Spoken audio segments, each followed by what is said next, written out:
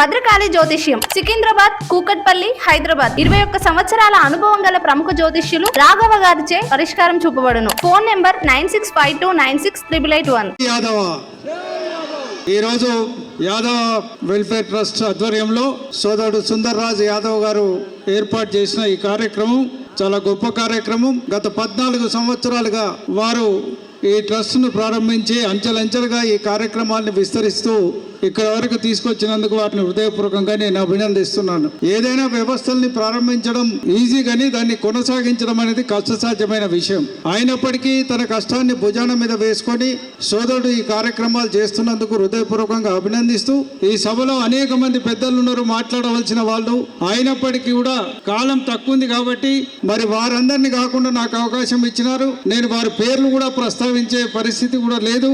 మరి అనేక మంది పెద్దలు మరి ఈ వేదికలో ఉన్నప్పటికీ కూడా విశిష్టమైన అనుభవం ఉన్న వ్యక్తులు ఉన్నారు. వాస్తవంగా ఒక్క విషయం మాత్రం షేర్ చేసుకోవాలి.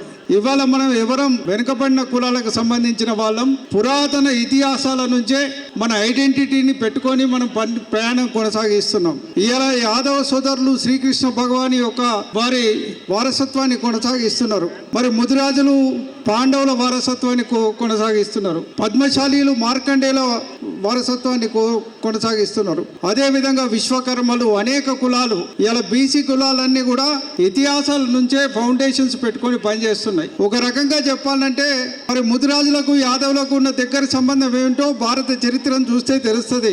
మన భాగవతాన్ని అన్నిటిని పరిశీలించి చూస్తే ఇద్దరికి అన్యోన్యమైన సంబంధం ఉంది, అవినాభావమైన సంబంధం ఉంది.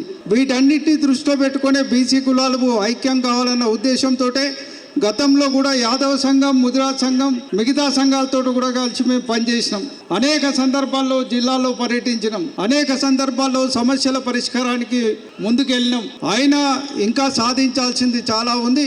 సోదరుడు ఇప్పుడు నేను సుందర్ రాజు మాట్లాడుతుంటే విన్నా. కళలు, సంస్కృతి, వారసత్వాలని కొనసాగించడం ఒక ఎత్తు అయితే మరి కృష్ణ ఆరాధన వైపు పోవడం ఇంకొక ఎత్తు. నా రిక్వెస్ట్ ఏమిటంటే మీ వెల్ఫేర్ ట్రస్ట్ యొక్క లక్ష్యం యాదవుల ఆర్థిక, రాజకీయ, సామాజిక అభ్యున్నతి కోసం పనిచేసే ఎజెండాని మీరు ముందు పెట్టుకొని నడవాల్సిన అవసరం ఉంది, బాధ్యత ఉంది.